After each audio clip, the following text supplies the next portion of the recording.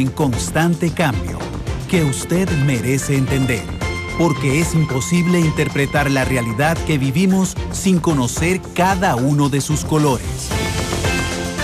Porque muchos son los tonos de la actualidad.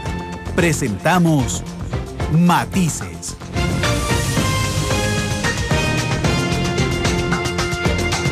Una producción de Noticias Monumental.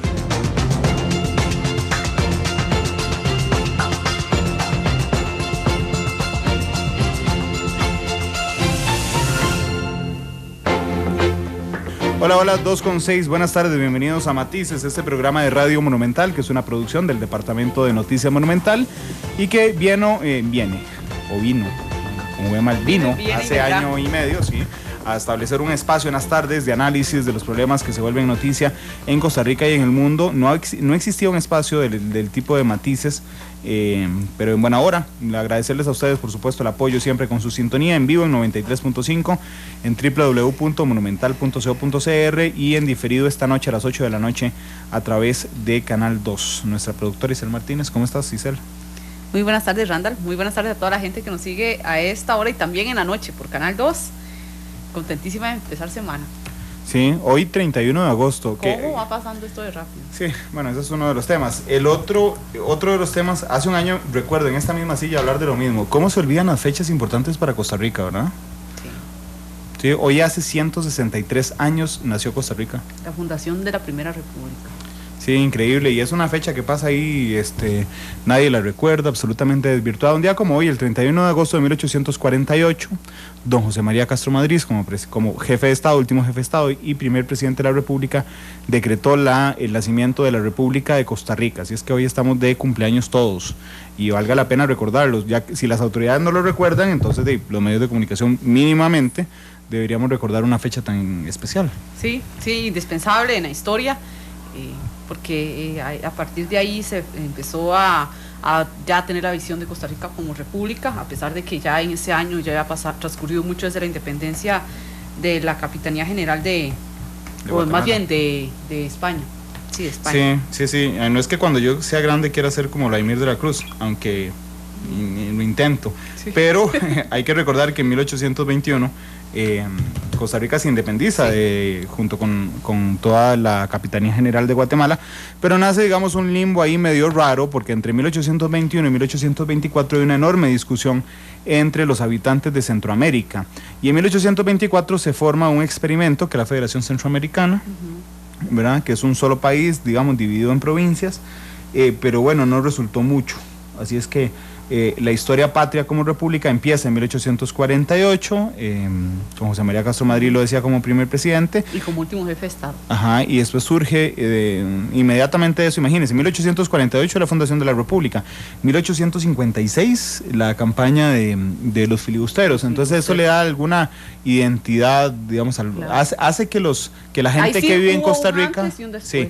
porque hace que la gente que vive en Costa Rica se sienta costarricense y no centroamericano, digamos que hay una diferencia fundamental ahí, y de hecho de esa federación surge el término Centroamérica, que yo lo aprendí muy tarde, ¿sabes? En AU, la diferencia entre Centroamérica y América Central, deberían de enseñarnos un poco más chiquitillos, sí, el tema. Y hay mucha gente que todavía no le queda claro, usa las dos palabras como sinónimo. Sí, exactamente, y de hecho Centroamérica son los 5 países que formaron la Federación Centroamericana, y América Central es un término geográfico para determinar el centro del continente. Bueno, ese es uno de los temas que no quería dejarlo pasar. El otro, el presidente está de gira por Limón. Hoy es el Día del Negro, así es que felicidades a todos los negros que nos acompañan siempre en su audiencia, y sobre todo a todos los costarricenses. Todos tenemos sangre negra. Todos. Somos una mezcla, ya lo habíamos presentado en un foro de dónde venimos los costarricenses hace algún tiempo, sí. Hace unas semanas, pues más bien. Sí, hace 2 meses tal vez. Sí, bueno, a mí particularmente me encanta la cultura, la comida me encanta, sí. La comida caribeña en realidad es uno de mis comidas favoritas aquí en el país, el rice and beans y el patí y el pollo caribeño, ni para qué decir. Yo no le voy a mentir a la audiencia, a mí no me gusta mucho, pero... ¿No le gusta mucho? Pero bueno, una vez fui a Limón la comida. Una vez fui a Limón y me dieron un flan de coco, que en mi vida me ha comido un flan de coco como ese. Sí. Sí, algún día volvería a pasar por ese lugar. Yo tal vez es que no he probado mucho, sí. pero no me gusta mucho. Cecilia Maimó, que es nuestra realizadora, sí. que Cecilia es de Argentina, no conocía limón, se fue el fin de semana pasado y vino enamorada del rice and beans. Dice que le gusta más el rice and beans que el pinto. Sí, dice que le encantó el rice and beans y que nunca lo había probado. Sí, todos los días desayuna pinto. El pinto le gusta mucho, pero el rice and beans le encanta. Sí, bueno. Pero bueno, son sabores. Pero sí, tiene una mezcla de sabores demasiado rica, muy diferente. De esto se estaba viendo un documental que generó la Escuela de Ciencias de la Comunicación de la Universidad de Costa Rica, que se llama Si no es Dingas Mandinga. Y en ese documental se muestra cómo la mayoría de expresidentes de la República, por ejemplo, provienen de una sola esclava negra. Y aquí surge la pregunta, ¿cómo? Si el apellido es español, Arias, Monge, Chinchilla. Y curiosamente viene porque los esclavos asumían el apellido de los españoles propietarios. Sí. Y entonces de ahí viene. Bueno, decía que el presidente está limón. Qué fuerte esa palabra, ¿verdad? Propietarios. De ahí, así eran. Sí, así era, pero... Es horrible, sí. Pero así eran. Y a veces, por cierto, a veces tendemos como a invisibilizar esa parte de la historia costarricense. Yo te había contado que en un trabajo universitario hicimos un árbol genealógico y cuando fuimos a consultar las fichas de bautismo anteriores a 1821, es interesante porque decía la raza. ¿En serio? Y entonces para identificar si era una española o no era una española, decían doña. Si era doña, era español. O don. Sí, origen noble, según ellos. Sí, exactamente.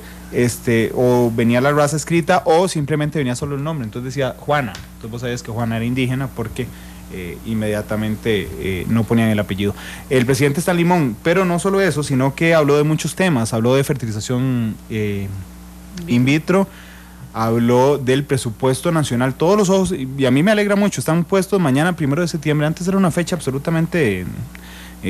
como cualquier otra para los medios de comunicación inclusive, y hoy no, hoy hay una enorme tensión sobre la Asamblea Legislativa para ver cómo llega el presupuesto ordinario de la República que presenta el Ministerio de Hacienda mañana a la 1:30 de la tarde. Una expectativa que se empezó a generar específicamente desde hace un año para acá.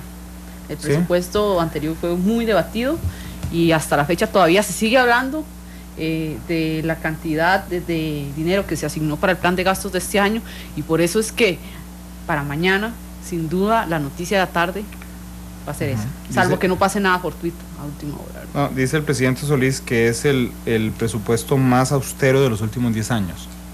Pero ahí hay una mezcla, de hecho ahora estábamos hablando de esa mezcla que yo no entiendo. Es el más austero, pero creció 0.5%. 0.5%. Y es que, bueno, estaba hablando ahora en la redacción con Graping, el encargado de cubrir temas económicos, que él decía que, porque es parte de lo que dice el gobierno, van a haber recortes, pero se va obviamente a excluir a educación y también tengo entendido algunas partidas relacionadas a seguridad pública, aunque ya el ministro había dicho que lo iban a recortar también.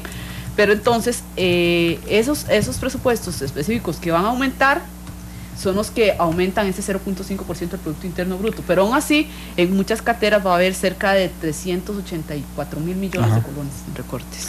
Sí, dice Luis en Twitter, la diferencia entre América Central y Centroamérica me la enseñó la niña Liliana en primaria. Agustín dice, culpa de nuestro sistema educativo, solo se le da importancia el 15 de septiembre.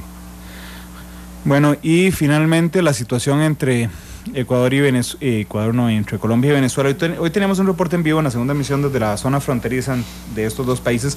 Es un drama humano, son temperaturas superiores a los 40 grados, la gente tiene que hacer horas y horas y horas de fila, ya sea, bueno, es para ingresar a Venezuela o para salir de Venezuela, porque las autoridades colombianas estaban ayudando mucho en este tema. Hoy hay una reunión de cancilleres en los Estados Unidos, una reunión de cancilleres de Colombia y de Venezuela. Podría pedirse al Consejo de Seguridad de la Organización de Estados Americanos una reunión de emergencia. Lo que pasa es que conociendo la velocidad de la OEA, a mí me da mucha preocupación, pero bueno, es una luz al final del túnel, así nos lo reportó hoy el periodista desde la frontera. Sí. Y otro de los países que también en este momento está viviendo una situación crítica es Guatemala, que sigue constante, sí, ¿verdad? La crisis social. Ya hoy el presidente Otto Pérez Molina negó haber recibido dinero por actos de corrupción. Sí, y me van a linchar, pero hasta Ricardo Arjona devolvió la conmemoración que le dio el presidente Otto Pérez Molina. No, por Dios. Y le pidió renunciar. Lo leí en un cable internacional, lo siento. Es que es todo mundo, no hay nadie que lo defienda hasta el momento, o de no ser que están dentro de la espiral del silencio, ¿verdad? La famosa espiral del silencio que vemos en opinión pública, pero es que no hay una sola persona que no le pida la renuncia a este señor presidente. De acá sacaste a McLuhan, uno de los teóricos de la comunicación. Bueno, está bien. Listo, ¿verdad? Sí. 2:15. Vamos al tema de fondo. Yo quiero agradecerle al doctor Javier Contreras, que es del Centro de Investigación en Biología Celular y Molecular de la Universidad de Costa Rica, que está aquí con nosotros. Javier, ¿qué tal? Buenas tardes. Muy bien, usted, muchas gracias por la invitación. Y a la doctora Gabriela Chavarría, investigadora, bióloga y genetista. Doctora, ¿qué tal? Buenas tardes. ¿Cómo está? Muchas gracias. Gracias por estar aquí. Hoy les contaba en la segunda emisión que vamos a tener un programa cargado de ciencia, pero es un programa cargado de ciencia muy cercano a ustedes, porque es probable que usted conozca a alguna persona con padecimientos mentales y en los últimos 25 años se ha avanzado enormemente en determinar la carga genética que tienen estos padecimientos. Cuando yo lo digo suena enredadísimo, pero el doctor Contreras. Si el doctor Contreras tal vez nos pueda dibujar mejor ese mapa que acabo yo de dibujar tan a mano alzada, doctor. Sí, son 25 años que se celebraron de investigación en psiquiatría genética en nuestro país, liderado por un grupo de profesionales, dentro de ellos la doctora Henriette Raventós. Ese simposio que se celebró el viernes y el sábado tenía precisamente como objetivo divulgar un poco los avances, como usted menciona, los avances en psiquiatría genética en la población costarricense, pero además dar a conocer la importancia que tienen este tipo de estudios y el impacto que tienen a nivel local cuando se realizan estas investigaciones, no solamente en el componente genético de estas enfermedades, sino también en el estudio de factores ambientales que determinan el riesgo mayor o menor que alguien pueda tener de tener una de estas enfermedades psiquiátricas. ¿Qué es psiquiatría genética? Bueno, la psiquiatría genética es precisamente la investigación de todos los componentes o los factores genéticos que pueden participar en aumentar el riesgo de las enfermedades psiquiátricas o también llamadas enfermedades mentales. Entonces lo que se busca es como, bueno, qué partecitas del ADN que todos tenemos, ¿verdad? Que es como un código donde valga la redundancia, está codificada la información, las características que uno tiene y que a veces esas características tienen un impacto en la salud y por eso aumenta el riesgo a la enfermedad, a cualquier enfermedad, no solamente las enfermedades mentales. Entonces tratar de encontrar cuáles son algunas regiones que llamamos marcadores genéticos, que bueno, la doctora Chavarría va a ampliar, estoy seguro, este tema, cuáles son esos marcadores genéticos o esas regiones que cuando interactúan con el medio ambiente, con el entorno, nos aumentan el riesgo de tener una enfermedad psiquiátrica.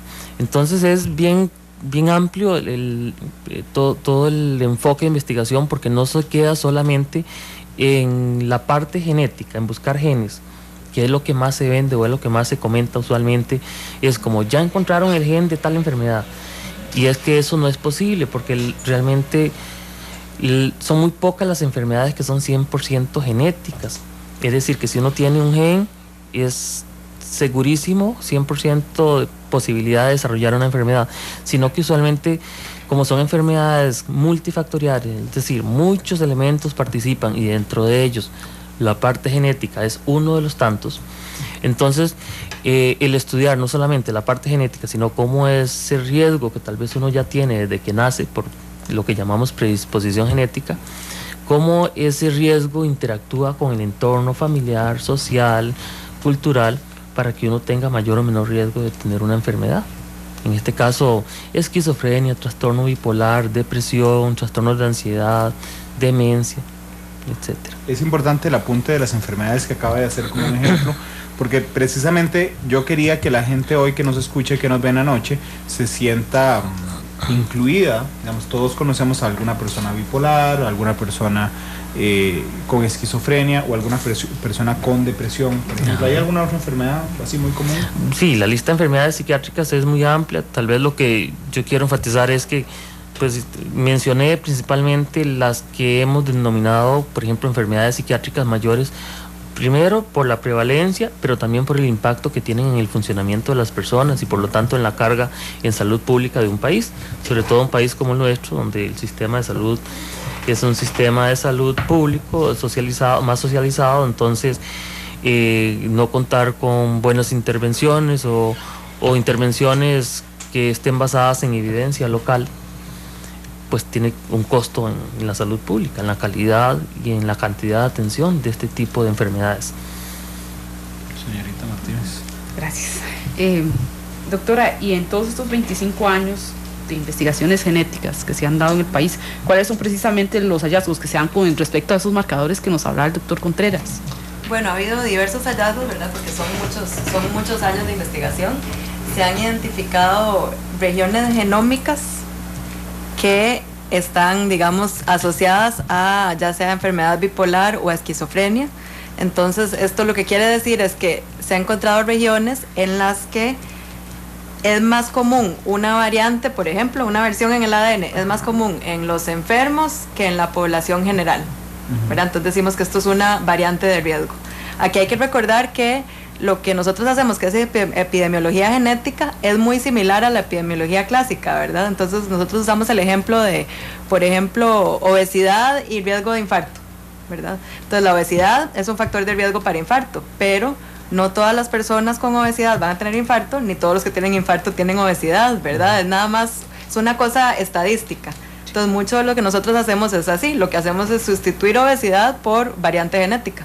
Entonces, tengo la variante y tengo o no tengo esquizofrenia y en qué frecuencias, ¿verdad? Entonces son datos poblacionales, nos dan una información importante a nivel poblacional, no tanto a nivel de predicción individual, que eso es algo que creo que hay que hacer énfasis, ¿verdad? Sí, no es que si uno tiene ese, se llama marcadores. Marcadores, sí. Ese marcador genético ya necesariamente va a aparecer la enfermedad, teniendo que pudiéramos llegar a un tema muy espinoso que me pierda yo o se pierde Giselle, supongo que me perderé más fácil yo.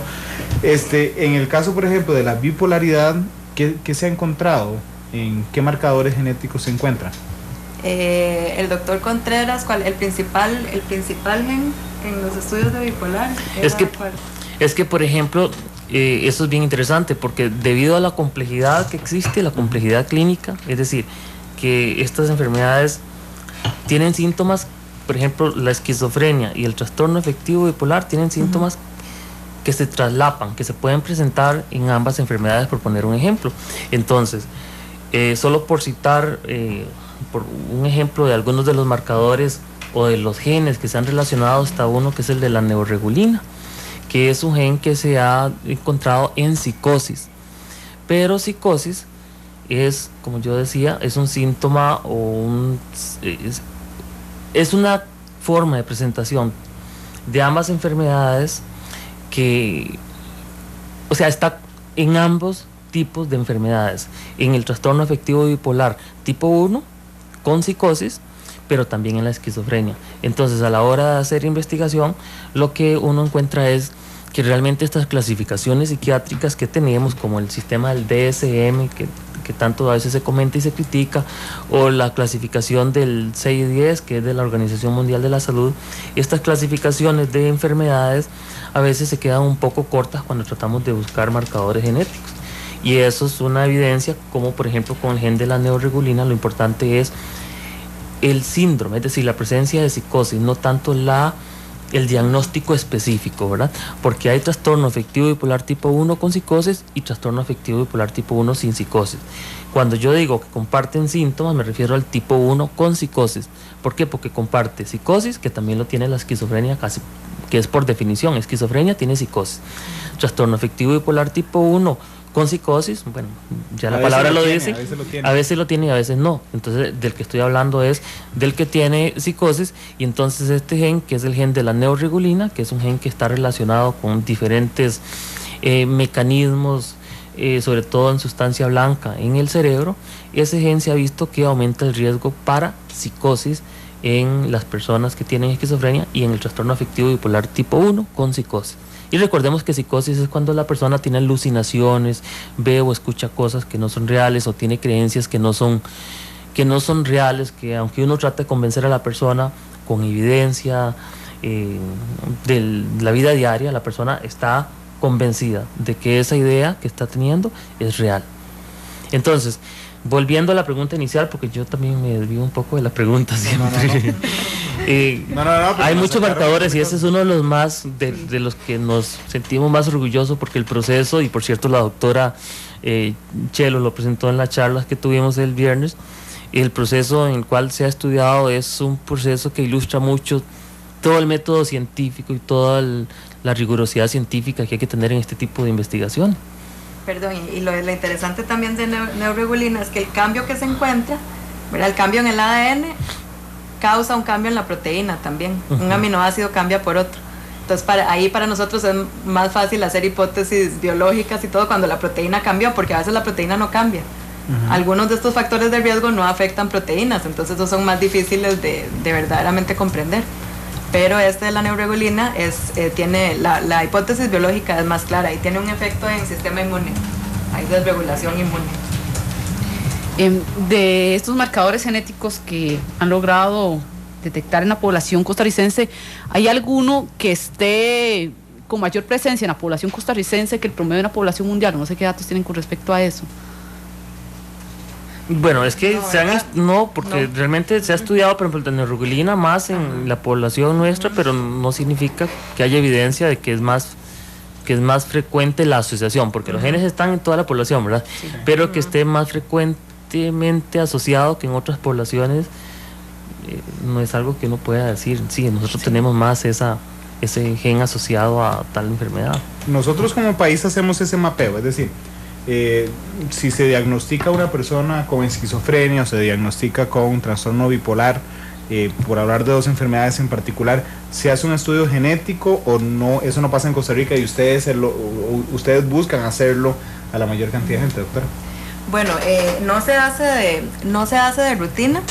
Y lo que nosotros proponemos es que, o sea, lo que nosotros pensamos es que en este momento del conocimiento de estas enfermedades psiquiátricas no se debería hacer todavía, ¿verdad? Entonces esa fue una pregunta interesante que salió en el simposio, que la gente decía, ¿y quién me puede hacer la prueba genética? Todavía en este momento, como comprendemos estas enfermedades, ¿verdad? No hay una prueba genética que le vaya a dar a usted una predicción razonable de si se va a enfermar o no se va a enfermar. Entonces es importante conocer los casos, ¿verdad? Y ojalá que estas personas estuvieran dispuestas a participar en proyectos de investigación para ir identificando más de estas variantes genéticas y comprenderlo mejor, pero no ofrecerle un diagnóstico genético a las personas. Todavía no estamos en ese punto, ¿verdad? Tal vez, nada más para complementar lo que decía la doctora Chavarría, es que a veces tenemos que hacer la separación o la diferenciación entre lo que son pruebas diagnósticas y pruebas de investigación. Entonces, por ejemplo, una prueba diagnóstica sería que yo te hago un examen de azúcar en la sangre para saber si tiene más de cierta cantidad de niveles en azúcar en la sangre y está en ayunas. Yo ya puedo hacer el diagnóstico de diabetes o intolerancia a la glucosa, por ejemplo. Y eso sería una prueba diagnóstica, ¿verdad? Por poner un ejemplo. Igual hay pruebas diagnósticas en algunas enfermedades genéticas, pero las pruebas que son para investigación, como este caso, no se deben usar en la práctica clínica. Es decir, no sería válido decir, bueno, es que quiero que me hagan un examen para saber si tengo el riesgo de esquizofrenia o bipolaridad. No existe hasta el momento. ¿Por qué? Porque, como yo le mencionaba al inicio, estos marcadores o estas variantes en el ADN aumentan el riesgo, pero ese riesgo puede aumentarlo un poquito más en usted, por ejemplo, y un poquito menos en el caso mío, ¿verdad? Por poner un ejemplo.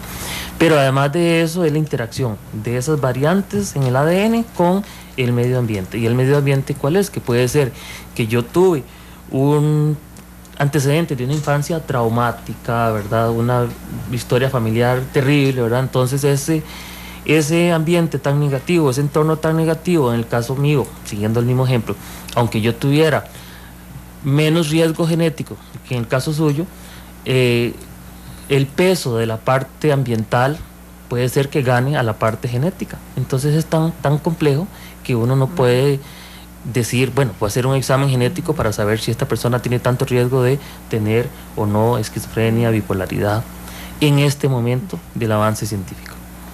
Y sí, perdón, digamos neuroregulina sabemos que neuroregulina es un factor de riesgo interesante, pero habrá muchos otros, ¿verdad? Que no sabemos si son 10 más o 20 más, no sabemos el número ni siquiera de factores genéticos que van a tener un papel, entonces no podemos hacer predicciones en este momento.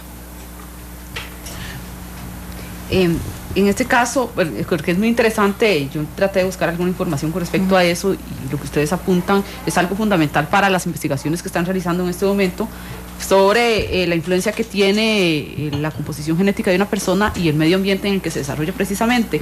Esto varía mucho dependiendo de la enfermedad, ¿verdad? ¿Qué tan importante es el papel del ambiente? Sí, del ambiente. Varía de enfermedad a enfermedad, pero viera que la regla, más bien, o sea, en general es muy importante el ambiente. Los genes también juegan un papel, o sea, es una combinación de los dos, ¿verdad? Entonces, la genética médica empezó enfocándose en las enfermedades, lo que les decimos monogénicas, ¿verdad? Que la presencia de una variante determina que usted se enferma. Es mucho más fácil de estudiar, pero la mayoría de las enfermedades de la población son complejas, ¿verdad? Entonces una interacción entre genes y ambiente siempre, los dos son importantes y son muchos genes, ¿verdad? Entonces si usted agarra asma, es enfermedad compleja. Si usted piensa en todas estas enfermedades bipolares, esquizofrenia, son complejas. Si usted piensa en psoriasis, es una enfermedad compleja. Ahora casi cualquier enfermedad que a usted se le ocurra va a ser así, ¿verdad? Entonces, pero déjeme y permítame en algún momento agarrarlos como profesores universitarios que lo son, pero para nosotros el día de hoy, no sé, tengámonos un momento en alguno de estos padecimientos, en el trastorno bipolar, y entonces uno dice, bueno, mi abuelito fue bipolar, tengo tías bipolares, tengo bisabuelos bipolares, que antes no se le conocía así, por cierto, entonces maníaco depresivo. Ha pasado por tantos nombres, sí. Sí, bueno, antes no se decía trastorno bipolar. Cuando yo tengo esos antecedentes, yo sé que tengo la carga genética. ¿Es así o no necesariamente? O si es de la mamá, o si es del papá, o si está en el X, o si está en el Y. Y discúlpeme que me vuelva a esos términos colegiales, pero para ir avanzando poco a poco. No necesariamente, digamos, eso que usted está describiendo, nosotros le llamamos agregación familiar. Entonces, agregación familiar, hay varios con la misma cosa en la familia, ¿verdad? Entonces sugiere que hay factores de riesgo en su familia, pero usted no sabe si a usted le tocaron, ¿verdad? Porque cada persona que nace es diferente genéticamente, incluso entre hermanos, uno se parece como en un 50% a sus hermanos. Pero es que mi hermano tenga el trastorno bipolar aumenta mi riesgo porque eso indica que hay alelos de riesgo en la familia. Sí. Pero no quiere decir que a mí me va a dar, ¿verdad? Entonces imaginémonos que fueran, si nos imaginamos que son, y eso es un número bajo, 10 genes que tienen que ver con si a usted le va a dar trastorno bipolar o no. Quiere decir que usted tendría 20 alelos, ¿verdad? 2 por cada gen, y en cada gen uno viene de cada papá. Entonces hay que pensar, esos 20 alelos que me están diciendo, puede ser que uno me aumenta mucho mi riesgo, ¿verdad? Pero otro tiene un valor neutro y hay otro que me protege más bien, también hay factores de protección. Entonces la suma de todo eso le da su carga genética, digamos, y falta todo el ambiente. Entonces, ¿verdad? Entonces, no en vano se llaman enfermedades complejas, ¿verdad? Porque realmente es bien difícil. Sí, no, súper difícil. Y en el término de la carga del ambiente, más o menos por donde iba la pregunta de Isel, y aquí me permitiría también detenerme en enfermedades particulares. En el trastorno bipolar, por ejemplo, ¿el ambiente pesa también? Sí, como decía la doctora, en todos estos trastornos el ambiente es muy, muy importante.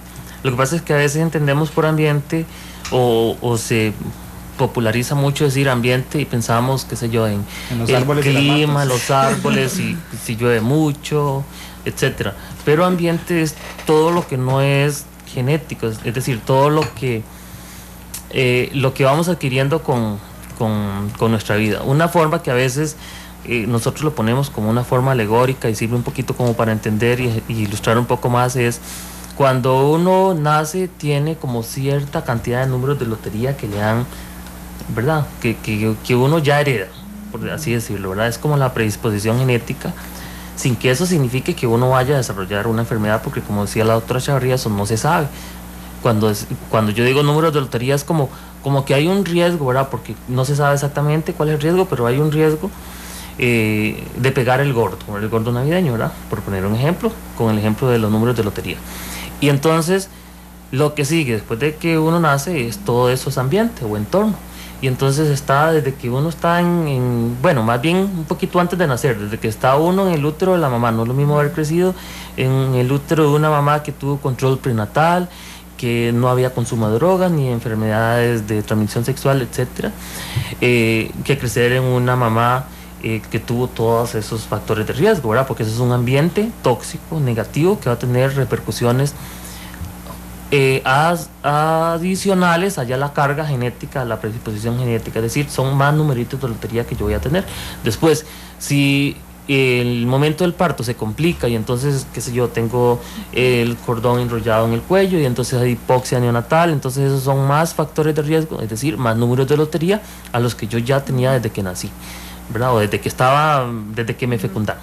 Y así sucesivamente, antecedentes de abusos en la infancia, antecedentes de traumas durante el periodo escolar, en el colegio, relaciones de pareja conflictivas, todo lo negativo que uno se le ocurra, ¿verdad? Que la lista es tan amplia. Entonces, entre más predisposición genética o riesgo genético, más factores ambientales negativos, pues la probabilidad de que uno desarrolle una enfermedad es mayor. Y eso no solamente se aplica para las enfermedades psiquiátricas, sino para la mayoría de enfermedades que los seres humanos padecemos. Me disculpan unos minutos para ir a la OEA. Está hablando el canciller de Colombia. Le está pidiendo él a la OEA que haga una reunión urgente de cancilleres.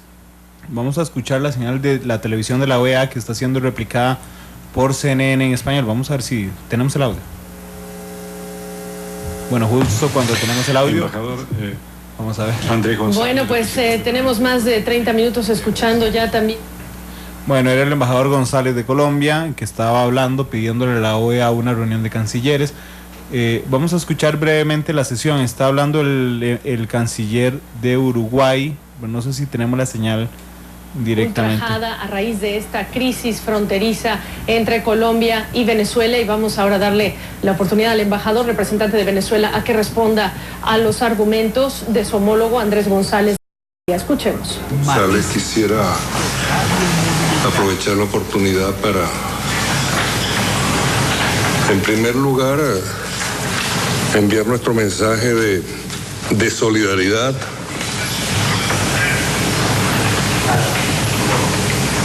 a nuestro distinguido colega embajador de Dominica con motivo de la tragedia natural que está sufriendo su país, Dominica con D. Quisiera informarle que ya desde el día mismo de la tragedia, los equipos de protección civil, de defensa civil de Venezuela, junto con equipos similares de la ALBA, han estado presentes para ayudar en la tarea de rescate y reconstrucción de Dominica ante semejante tragedia.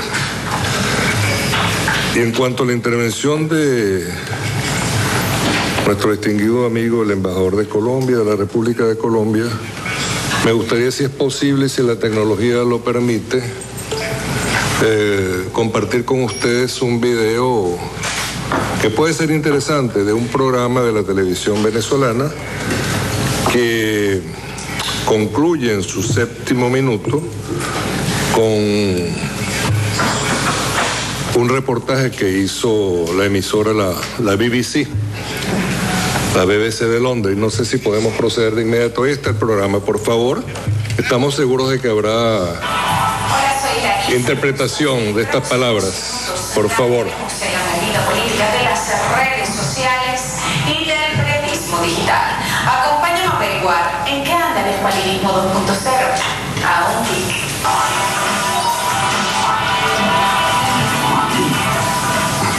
El que llena la barriga se olvida del que no come. La frase es de la canción panfletaria de Ali Primera. Durante meses los venezolanos estuvimos suplicando al presidente Santos su colaboración para detener el contrabando. Explicamos por todos los medios el perverso mecanismo del fraude cambiario que ha afectado severamente a la economía del país.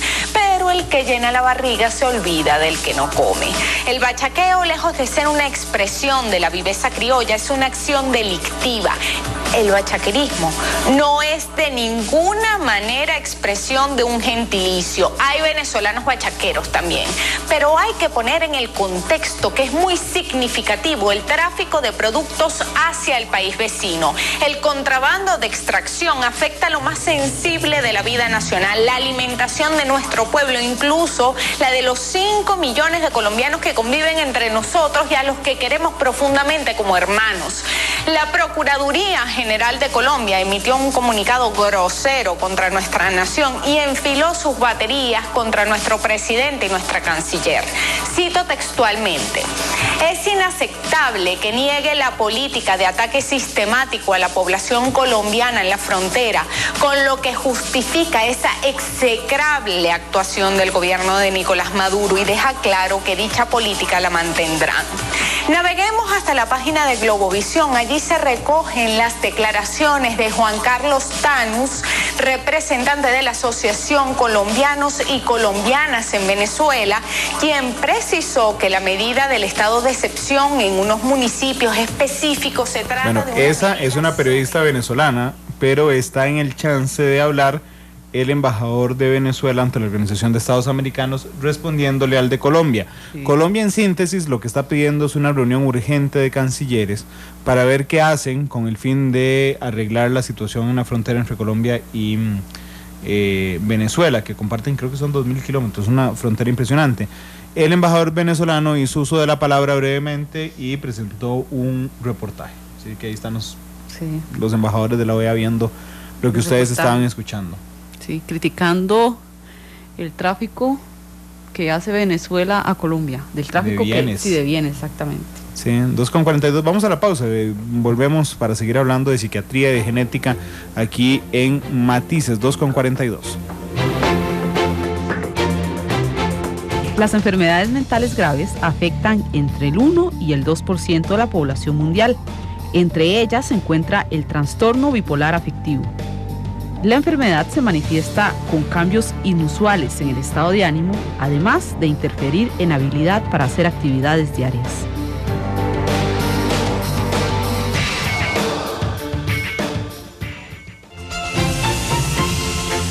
Porque la realidad tiene muchos tonos, matices. Especialistas en psiquiatría a nivel mundial han concluido que son pocas las enfermedades 100% genéticas. En los últimos hallazgos se ha detectado que factores ambientales también influyen en las patologías. Un dato importante, porque si bien las causas genéticas no se pueden controlar, los factores ambientales sí.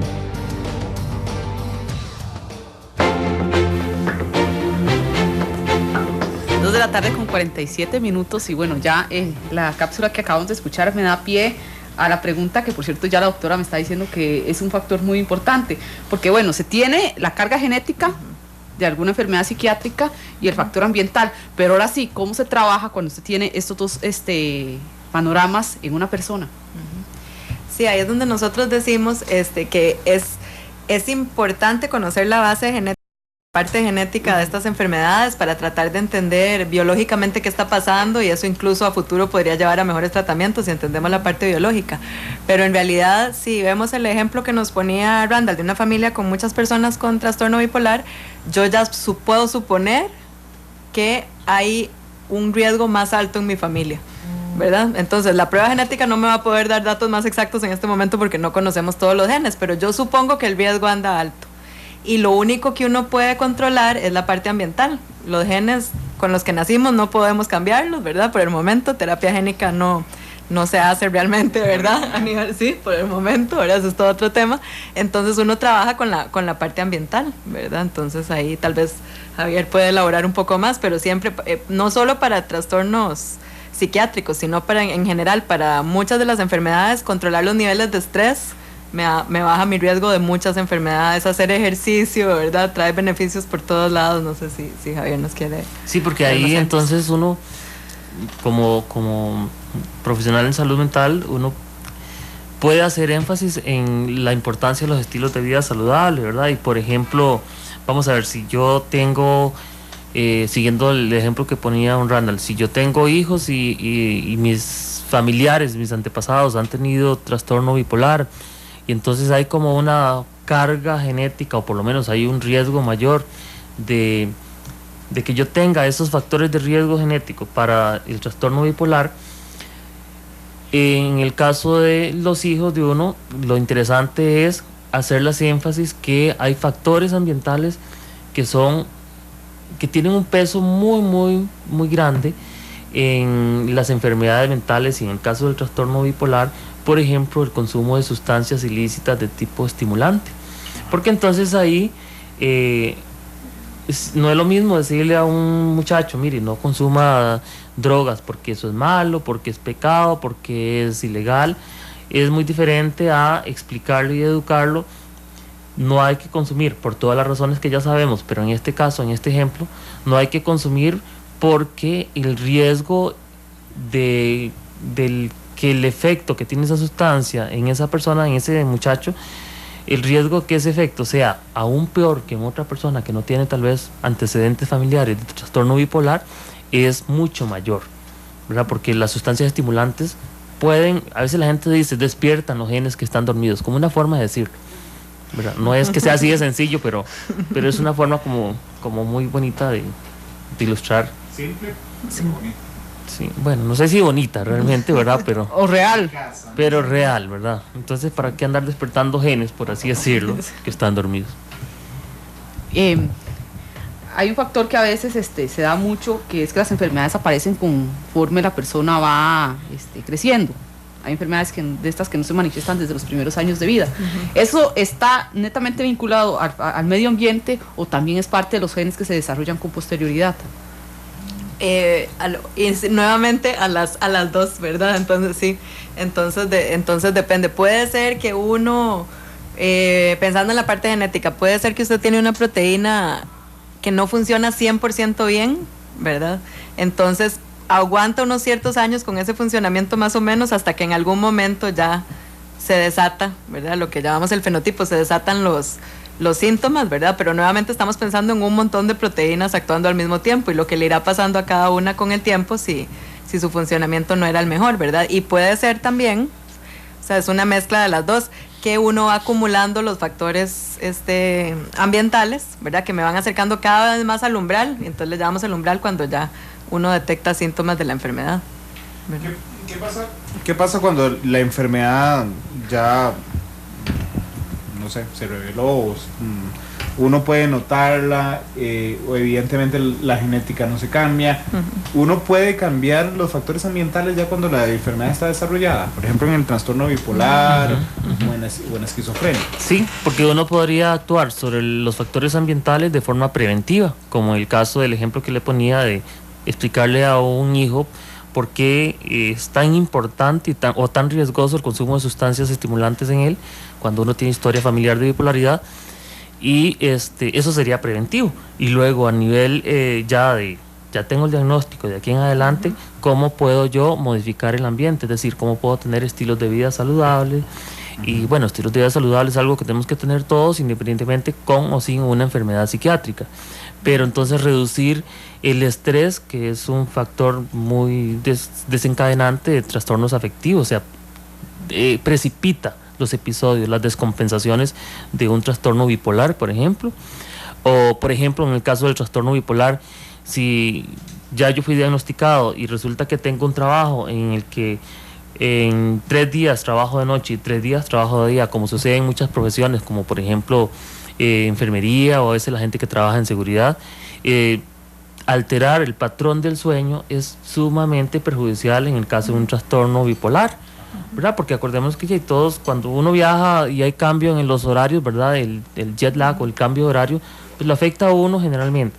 Pero en esos casos es un efecto similar, ¿verdad? Porque tiene repercusiones directas en el ciclo circadiano y entonces una norma, una regla o algo que es importantísimo en el caso del trastorno bipolar es que la persona tiene que dormir bien, ¿verdad? Cuando empieza a dormir mal puede ser que ese sea el gatillo que desencadena la descompensación o bien que ese sea uno de los primeros síntomas que uno empieza a ver cuando alguien se está descompensando. Entonces volvemos a lo del ambiente. ¿Modificar el ambiente en qué sentido? Bueno, un horario laboral que sea regular, donde yo tenga siempre los mismos horarios para dormir. Luego, modificación de sustancias estimulantes, y no tenemos que hablar necesariamente de drogas ilícitas. Por ejemplo, el café en cantidad excesiva es un estimulante muy, muy, muy fuerte Y bueno, no necesariamente en cantidad excesiva, hay personas que son más sensibles al café, a la cafeína, que otras personas. Y hay un montón de sustancias estimulantes en los medicamentos, por ejemplo los antigripales, todo lo que tenga descongestionantes, son estimulantes fuertes y entonces hay que tomar en cuenta todo eso. Son cositas del ambiente, ¿verdad? Que es lo que nosotros llamamos en salud mental psicoeducación, es decir, educación en estilos de vida saludable que repercuten directamente en el estado psicológico, salud mental de todas las personas, y que es muy básico, muy sencillo de hacer. No hay que tener un doctorado en psicoterapia para uno educar a una persona que llega a la consulta que tiene un trastorno bipolar en algunas medidas que son muy básicas, sencillitas, pero que son importantísimas. Pero discúlpeme que me desvío un momento, pero me interesó mucho el tema del sueño. Importantísimo. Sí, por favor, ¿podrías desarrollarlo un poco más hablando de cuánto afecta o ayuda a enfermedades? Primero, es importante aclarar que a veces se dice, tiene que dormir 8 horas, y eso es como una regla, como una receta de cocina. No, hay gente que ocupa dormir mucho, otra gente ocupa dormir poco. Entonces lo importante es cuánto es lo que uno ocupa dormir para sentirse descansado y cómo ha sido uno toda la vida. Eso es lo más importante, y ya cuando empezamos a ver cambios en ese patrón del sueño, entonces es cuando ya uno pues empieza a preocuparle, como psiquiatra empieza a preocuparle, porque ya es un cambio en un patrón establecido de toda la vida. Igual los trastornos del sueño se están investigando ahora mucho, porque hay un componente genético también que no está bien claro, entonces también se está investigando eso. También se está investigando la relación entre si el insomnio, ¿verdad?, es nada más un síntoma o es un desencadenante, si el insomnio es, en el caso del trastorno bipolar, si por ejemplo la ansiedad severa puede producir insomnio, y el insomnio pues puede ser como un gatillo de una descompensación del trastorno bipolar. Entonces vemos cómo el asunto se complica tanto, ¿verdad? Es un traslape de síntomas, y es un traslape de posibles causas, y es un traslape de un montón de cosas, y por eso no es sorprendente encontrar que muchas veces también hay traslape de medicamentos y de tratamiento. Y a veces hay alguien con un trastorno bipolar, por ejemplo tipo 1 con psicosis, que puede ser que esté recibiendo el mismo tratamiento que alguien que ha sido diagnosticado con esquizofrenia, precisamente por ese traslape, porque no es nada más esta persona tiene este trastorno y esta otra tiene este otro trastorno y entonces la medicación es diferente, no, sino que eso hace más complicado el asunto. Y volviendo a lo del sueño, ¿verdad? Ve como aquí nos vamos por otro lado. Volviendo a lo del sueño, sí, entonces hay investigación de posibles causas, pero entonces, mientras se aclara y se avanza suficiente en ciencia para saber si realmente hay genes específicos relacionados con eso, entonces uno puede aplicar técnicas baratitas que son muy prácticas y muy importantes, que son parte de la psicoeducación, como decirle a una persona, mire, si usted tiene un trastorno bipolar o un trastorno de ansiedad y usted toma café, sobre todo en las tardes y toma antes de acostarse, pues el riesgo de que no vaya a poder dormir es mucho mayor, ¿verdad? Porque es un estimulante. Entonces son como medidas muy prácticas y muy sencillitas, pero que a veces hay que reforzarlas en las personas. O por ejemplo hay personas que el ejercicio es súper importante para, bueno, no hay que tener un trastorno mental para que sea importante el ejercicio, pero hay personas que por ejemplo si hacemos ejercicio en la noche, si vamos al gimnasio en la noche, eso nos estimula demasiado y nos puede producir insomnio, mientras que hay personas que dicen que duermen más tranquilos cuando hacen ejercicio en la noche. Entonces realmente no hay una receta para todo el mundo, es como muy específico, es como conocerse uno y uno como médico conocer al paciente muy bien para ver qué es lo que le funciona y qué es lo que no le funciona. Y perdón, y para el otro día en el simposio se hablaba de los resultados como parte de los proyectos de investigación para entender un poco mejor esta parte del sueño y la actividad durante el día, que son patrones diferentes en personas, digamos, con y sin trastorno bipolar. Se han hecho estudios donde se hacen actigrafías, ¿verdad? ¿Es que se llama? Se le pone a usted un tipo de pulsera que mide su actividad durante el día. Más o menos lo que la gente hace ahora con los relojes esos, ¿verdad? Entonces se ve clarísimo patrones muy diferentes, depende de personas que presentan el trastorno y las que no lo presentan, ¿verdad? Ok, cambiando de tema, en la parte de adicciones, es una de los trastornos más que llaman más la atención, porque normalmente se podría pensar que el factor ambiental es el predominante. ¿Genéticamente tiene eso algo de certeza o son especulaciones que se hacen? No, nuevamente, o sea, ambos factores pueden estar involucrados. Siempre Hay un son ejemplo, ambos. Siempre son ambos. O sea, habrá contadas excepciones donde es primariamente, nosotros en las clases siempre decimos unas cuantas excepciones donde es básicamente genético y básicamente ambiental, tiene que ser como que le caiga un rayo, ¿verdad? O sea, aparte de eso, incluso ponga enfermedades infecciosas, los genes tienen que ver en si usted se enferma o no se enferma, ¿verdad? Entonces, casi todo es una mezcla. En cuanto a adicción, hay algunos ejemplos puntuales que nos enseñan que los genes sí pueden tener algo que ver. Por ejemplo, en asiáticos, no sé si han oído esta historia ustedes de que en asiáticos es común una variante genética que los hace malos metabolizadores de alcohol. Ah, sí. Ajá. Sí, entonces, si yo me tomo un asiático, no todos, ¿verdad? Pero los que tienen esta variante se toman una cerveza y se sienten muy mal. Entonces se sienten tan mal como una persona que si hubiera tomado 10. Entonces eso le llaman el gen antialcoholismo. Si yo me siento tan mal tan rápido, no dan ganas de seguir tomando, ¿verdad? Entonces eso hace como una protección contra el alcoholismo. Y para la otra dirección también habrá, ¿verdad? También habrá metabolizadores en la otra dirección que los hace más susceptibles, ¿verdad? O montones de posibilidades de variantes que afecten el funcionamiento del cerebro, ¿verdad? Que me hagan querer buscar riesgos o que me hagan, ¿verdad? Por ejemplo, yo me hice hay una compañía que vende pruebas genéticas que le dicen a uno sus factores de riesgo para un montón de cosas. Ajá. Hay que estar claros que esto no quiere decir nada, ¿verdad? Es como un juego. Es interesante conocer sus factores de riesgo, pero no tiene nada de valor predictivo. Pero, por ejemplo, me dicen que mi riesgo de adicción a la heroína sería alto. ¿Sí? Yo tengo un alelo de adicción de riesgo a la heroína. Entonces, bueno, uno dice, entonces mejor no la pruebo nunca, ¿verdad? Pero no necesariamente yo desarrollaría la adicción, ¿verdad? Son solo factores de riesgo. Es como hacer un historial de las enfermedades familiares, algo parecido. Que usted sabe que está ahí la prevalencia, pero que no necesariamente va a pasar con usted. Sí, no necesariamente.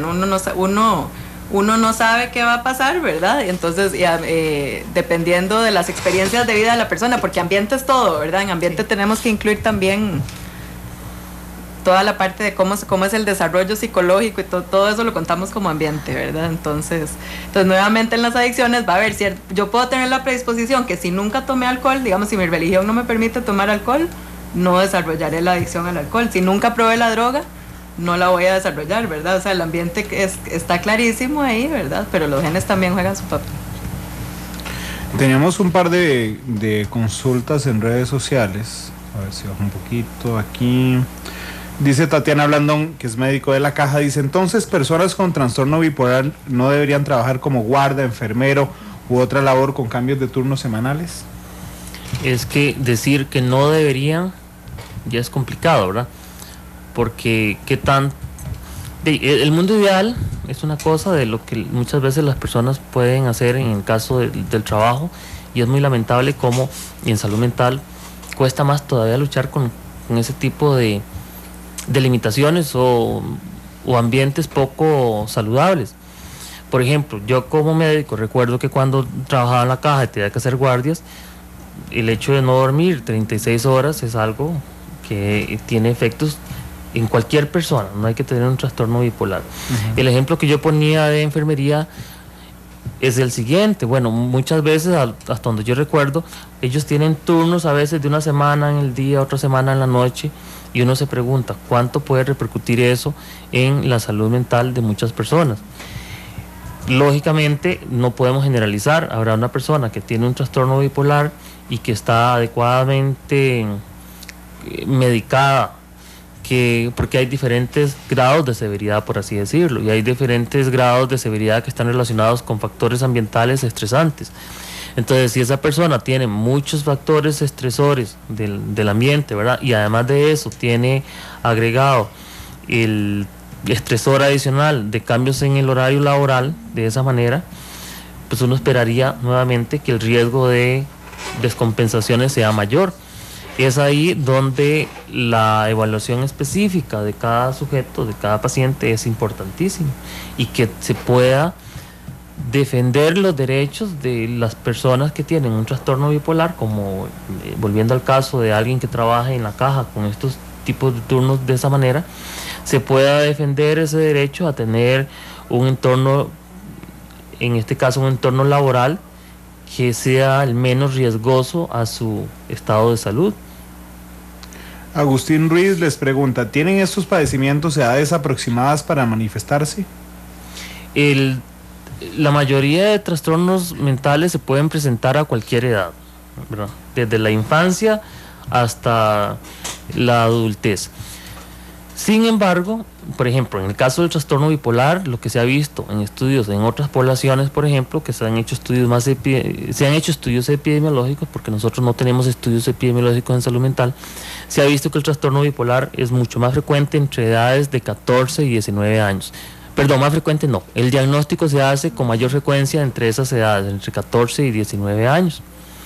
¿Eso qué significa? Que también puede empezar lógicamente en la infancia o puede empezar en edad más adulta. En la infancia se hace más complejo el diagnóstico porque tenemos que separarlo de otro montón de síntomas y de signos que son propios de los trastornos de la infancia y que algunos son propios de una conducta normal en la infancia y que entonces hay que tener un grado de expertise para poder hacer un diagnóstico de eso. Y en el caso contrario y extremo, una persona que empieza a presentar síntomas que son compatibles o que a uno le indican que puede hacer un trastorno bipolar y esa persona ya tiene más de 40, 50 años, uno como médico tiene que pensar por el grupo etario, tiene que pensar en que a lo mejor puede haber alguna otra patología de fondo, como por ejemplo algún tipo de neoplasia, y entonces antes de llegar a ese diagnóstico de trastorno bipolar tenemos que descartar cualquier otra patología que erróneamente se llaman patologías físicas o médicas, porque realmente los trastornos mentales son patologías físicas y médicas porque son médicas porque la psiquiatría pues es una especialidad de la medicina, y son físicas porque ocurren en una parte del cuerpo que es el cerebro, ¿verdad? Entonces, volviendo a la pregunta, realmente pueden aparecer en cualquier edad, pero a veces uno puede identificar un grupo etario donde hay mayor o menor riesgo de que los síntomas sean por un trastorno bipolar o por alguna otra patología agregada.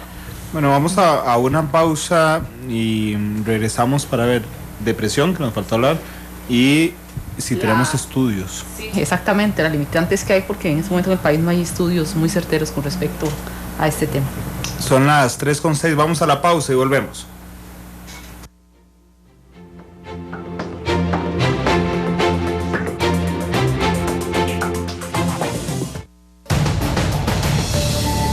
Uno de los principales retos para la psiquiatría genética es determinar específicamente cuál es la influencia genética y el factor ambiental de cada individuo. El fin primordial es dar un tratamiento más oportuno y personalizado. Analizamos los tonos de la actualidad. Exploramos sus contrastes, matices.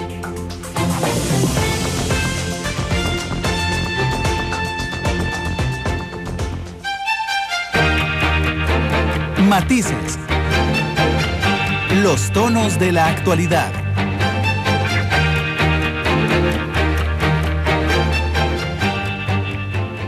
En el caso de las adicciones, estudios realizados por la Universidad Autónoma de Barcelona resaltan que un 50% tiene una base genética importante, aunque algunos rasgos de la personalidad también facilitan el contacto con las drogas, además de que el factor ambiental es realmente vinculante.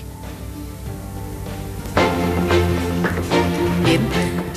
3:11 de la tarde, muchas gracias por mantenerse en sintonía de Matices. Antes de ir a pausa, ya estábamos dando un avance de la situación que hay en el país con respecto a estudios. Ya nos habían comentado los doctores que nos acompañan hoy en el programa que en realidad no hay estudios muy certeros, muy profundos con respecto a este tema, sino más bien un compilado estadístico, específicamente en este aspecto. ¿Qué limitantes hay en la población costarricense de que no esté un estudio formalmente hecho? Bueno, si quieres yo empiezo. Sí, realmente un estudio epidemiológico propiamente dicho en salud mental no existe en el país. Se han hecho estudios muy importantes o informes muy importantes, pero un estudio epidemiológico que pueda estudiar a la población en general y que le pueda arrojar a uno datos sobre prevalencia de estas enfermedades, sobre factores de riesgo, y no solamente prevalencia en general, sino por ejemplo cuál es la prevalencia diferencial entre diferentes grupos etarios, porque eso es muy importante también, o por ejemplo cuáles son las comorbilidades, es decir, las enfermedades o las condiciones clínicas adicionales que ocurren con un trastorno en específico. Ese tipo de datos no existe. Y por ejemplo, nuestro grupo de investigación se ha preocupado mucho y ha trabajado mucho para tratar de vender la idea a las personas que toman las decisiones políticas y que toman las decisiones presupuestarias en el país, de la importancia que tiene de contar con este tipo de investigaciones. ¿Por qué son tan importantes estas investigaciones? Porque estas investigaciones son las que servirían de sustento para intervenciones específicas en salud pública. No es de extrañar, ¿verdad?, que muchas veces algunas intervenciones que se hacen, programas específicos o planes específicos en materia de salud, no tienen el impacto o el efecto esperado porque se basan en información de otros países, qué sé yo, de países desarrollados. Entonces no podemos aplicar y generalizar esos datos a la población nuestra. Es importante resaltar que aunque los estudios que se hacen en psiquiatría genética, en el grupo de nosotros, por ejemplo, no tienen un objetivo epidemiológico, meramente dicho, sí le permiten a uno, de igual manera que se han hecho informes estadísticos de datos provenientes de la caja, estos estudios de nosotros sí permiten también hacer ciertos análisis o aproximaciones estadísticas que no son epidemiológicas, lógicamente, pero que son muy valiosas porque tratan de responder cuestionamientos o preguntas locales, o sea, cuál es el perfil, por ejemplo, clínico, cuáles son las características clínicas de las personas con trastorno bipolar en Costa Rica o esquizofrenia. Entonces son como una aproximación y son también como un agregado, o sí, como un agregado, un producto adicional de estas investigaciones que, aunque son investigaciones en psiquiatría genética, también tienen un impacto en lo que yo les decía del entorno, ¿verdad? Porque entonces, por un lado, la doctora Chavarría hablaba de epidemiología genética, es un poco lo que hacemos en estas investigaciones, pero la epidemiología genética no puede desligarse de la epidemiología clínica, y por eso un estudio epidemiológico también es importante, porque la epidemiología clínica no solamente va a buscar esa caracterización de esos grupos, esa prevalencia, sino también factores de riesgo del entorno que interactúan y que predisponen a ciertos grupos, unos más que otros, a tener mayor riesgo de una enfermedad de estas. La depresión, que no la habíamos nombrado antes en el programa, también es una de estas enfermedades. Sí, es una enfermedad psiquiátrica que ahora se está logrando sensibilizar más a las autoridades en salud, no solamente en el país, sino la OMS a través de programas específicos, porque es una de las principales causas de días de incapacidad en todos los países, en todo el mundo. Entonces, muchas veces se ha hecho mucho énfasis en otro tipo de patologías crónicas, pero ¿cómo dejar de lado una enfermedad que tiene una repercusión directa sobre la economía, por ejemplo, de un país, ¿verdad?, con días de incapacidad? Eso sin tomar en cuenta además la calidad de vida de las personas que sufren una depresión, ¿verdad? ¿Quería decir algo, doctor? No, está nada más está asintiendo a lo que decía. Asintiendo a lo que decía Javier, es cierto, es que todas estas enfermedades de las que estamos hablando hoy tienen un peso importante en salud pública, ¿verdad? Sí. Entonces lo que yo estaba pensando es, sí, digamos, son mucho más fáciles de estudiar genéticamente las enfermedades monogénicas, las que son causadas por un gen, digamos, pero esas son las excepciones, ¿verdad? Entonces, aunque estas son difíciles de estudiar, debe haber un interés de salud pública de los países, ¿verdad?, de conocerlas mejor, tanto desde la parte académica de cuáles son los genes involucrados, como de tener datos de prevalencia, del manejo clínico, ¿verdad?, para mejorar la calidad de vida de las personas, y es lo que el grupo ha tratado de hacer en estos años. Igual yo supongo que no hay un momento de la sociedad en la que estemos más estresados que hoy, ¿no? Digamos que el estrés sea más permanente, y usted ahora lo de estrés y ahora nos lo preguntó también Agustín Ruiz, si es un factor primordial, digamos, del ambiente en esos trastornos. Claro, porque el estrés implica, o sea, se dice cierto grado de estrés es necesario para uno poder hacer las cosas, ¿verdad? Si uno viviera en un estado en que uno tiene cero estrés, no haríamos las cosas que tenemos que hacer, no estudiaríamos para un examen, no haríamos ejercicio para tener un índice de masa corporal adecuado, por poner ejemplos, ¿verdad?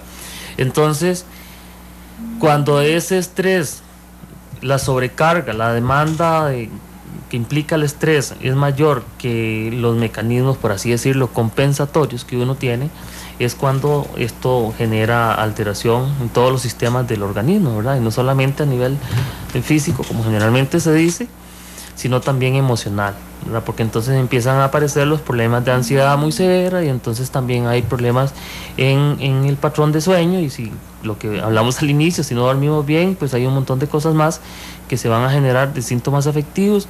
Muchas veces tratamos de automedicarnos, es una forma a veces de decirlo también, de automedicarnos con alcohol, con alguna sustancia para poder lidiar con el estrés diario, ¿verdad? Y entonces eso complica más todavía los trastornos mentales. Hay un factor que es muy determinante en la detección de estas enfermedades, que son los EVAIS, que son los principales o los primeros centros de atención a la salud de la gente. En este momento, con esta estructurado el sistema de salud, ayuda a que se dé una mayor atención a estas personas. Eso es una preocupación de varios grupos en este momento, porque lo ideal sería que el primer nivel, ¿verdad?, los EVAIS, esté suficientemente capacitado para atender ciertas patologías psiquiátricas sin que sea necesario derivarlas a un nivel más especializado, y de esa manera poder descongestionar tanto las listas de espera que hay en ciertos servicios más especializados como psiquiatría, por poner un ejemplo. Pero uno se queda con la duda a veces qué tan capacitados están los muchachos, un médico general en un EVAIS, ¿verdad? Y bueno, no es una crítica hacia el médico general como que si fuera culpa de ellos, sino un poco hacia el sistema educativo, porque yo recuerdo que cuando yo me gradué como médico general, mi formación en psiquiatría era muy deficiente, ¿verdad? Porque aunque la psiquiatría es una especialidad de la medicina, uno no recibe el entrenamiento que sí se recibe, por ejemplo, en otras especialidades. Y entonces, ¿qué tanto están preparados? Yo no podría dar detalles porque, bueno, yo no trabajo en la caja, pero sí sé que hay una deficiencia en el sistema educativo en medicina con respecto a eso. Y eso no solamente pasa en nuestro país, pasa en todo lado. Mucho se debe a que existe toda esta concepción errónea de que la psiquiatría, las enfermedades mentales no tienen la misma repercusión en atención, en salud pública que tienen las demás enfermedades. Y por eso pues uno trata de luchar un poco con ese mito, ¿verdad? Porque podemos ver claramente, por ejemplo, como lo ha mencionado la OMS, como una de las principales causas de días laborales son precisamente los padecimientos donde hay depresión. Y eso sin tomar en cuenta otro montón de cosas más, como por ejemplo que personas con algún tipo de enfermedad, por ejemplo un cáncer. Una persona que tiene un cáncer, ahora se sabe que el estado de ánimo, el humor juega un papel importantísimo en el sistema inmunológico. Una persona que tiene un cáncer no se puede dar el lujo de deprimirse, en el sentido de tener una depresión mayor, ¿verdad? Porque eso es contraproducente para la lucha, además de todos los fármacos o las intervenciones para el cáncer. Es importante el sistema inmunológico y el estado de ánimo en esa persona, ¿verdad? Entonces no solamente es calidad de vida, no solamente es efecto en finanzas de la salud pública, sino también es efecto en la complicación, el pronóstico de otras enfermedades que también son importantísimas y que se relacionan mucho con el estado del ánimo, en este caso el cáncer, ¿verdad? Por poner un ejemplo. Y no, estaba pensando, volviendo un poco a la pregunta de los EVAIS, en estos trastornos hay una dificultad grande, que es que usted no le puede hacer una prueba de sangre y decir sí, esto es diabetes, ¿verdad? Como hace, si, no es así tan sencillo, ¿verdad? Siempre va a quedar a criterio del médico que los está viendo. Y volvemos ahí a lo mismo, porque está bien, si se diera el caso que se pudiera ver los marcadores genéticos en una prueba de sangre, usted no puede ver igual el ambiente sobre el que vive la misma persona. No, Exacto. Ni conoce todos los marcadores genéticos, o sea, entonces sigue dependiendo de ese diagnóstico, que criticado o no criticado es lo que hay hoy en día, ¿verdad? Entonces es una lista de características que el médico evalúa. De hecho, ellos trabajan, los médicos del proyecto, los que ven a las personas, con el mejor estimado, ¿verdad, sí, Javier? O sea, no es una sola persona la que decide. Es que el diagnóstico también es otro componente que empeora, ¿verdad? Que embarriera la cancha en este tipo de investigaciones. Bueno, no solamente investigación, sino en la atención en salud mental. Porque usualmente uno está acostumbrado a que uno llega, qué sé yo, de un endocrinólogo, a ver, y sale como con una etiqueta, con un diagnóstico, diabético, problemas de tiroides, etcétera.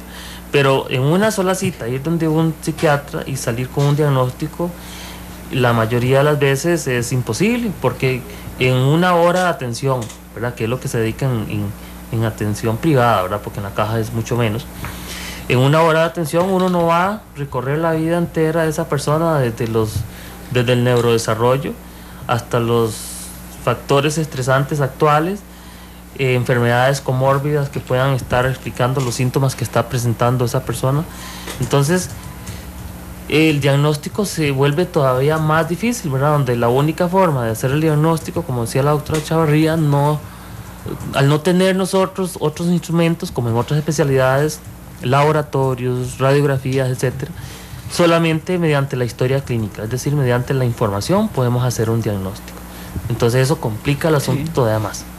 Yo estaba viendo unos datos del Plan de Acción de Salud Mental de la Organización Mundial de la Salud del 2012 al 2020. Dice que actualmente, esto fue un informe del 2012, habían 700 millones de personas en el mundo que padecen desórdenes mentales y neurológicos, y la mayoría sin una atención psicosanitaria adecuada. Eso todavía hace más difícil el panorama. Exacto. Bueno, hay que rescatar los logros también a nivel nacional, porque por ejemplo, cuando la doctora Cici Castillo, que es psiquiatra, fue viceministra de Salud en la administración pasada, ella puso un esfuerzo impresionante, ¿verdad? Nosotros como grupo de investigación colaboramos con ella en ese esfuerzo impresionante de ella en la creación de la primera política de salud mental que tenemos en el país. Se creó en la administración pasada, cuando la doctora Cici Castillo estaba como viceministra. Y bueno, una política, alguien podría decir, ¿verdad? Como muchas veces nos quejamos de muchos de estos proyectos políticos, es como, y de verdad, ¿cuál es la implicación práctica? Pero el hecho de tener por primera vez, y que no se hubiera tenido antes, una política de salud mental, ya es un avance importantísimo en materia de salud pública, específicamente en atención, cantidad y calidad de los servicios que prestan atención en salud mental. Bueno, yo quiero agradecerles haber venido, doctora, muchas gracias. Gracias a ustedes. Doctor, muchas gracias. Gracias por invitarme. Gracias, Estel, por la producción del programa de hoy, por las cápsulas que pasó la prueba, porque los dos hacían sí cada vez que veían la cápsula. Sí. Está bien.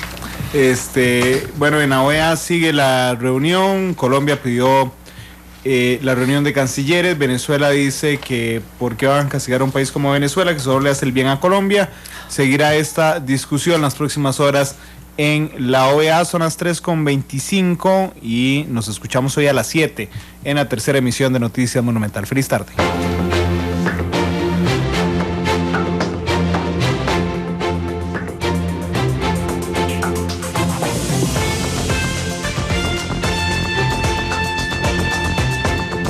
Vivimos en un mundo en constante cambio que usted merece entender, porque es imposible interpretar la realidad que vivimos sin conocer cada uno de sus colores. Porque muchos son los tonos de la actualidad.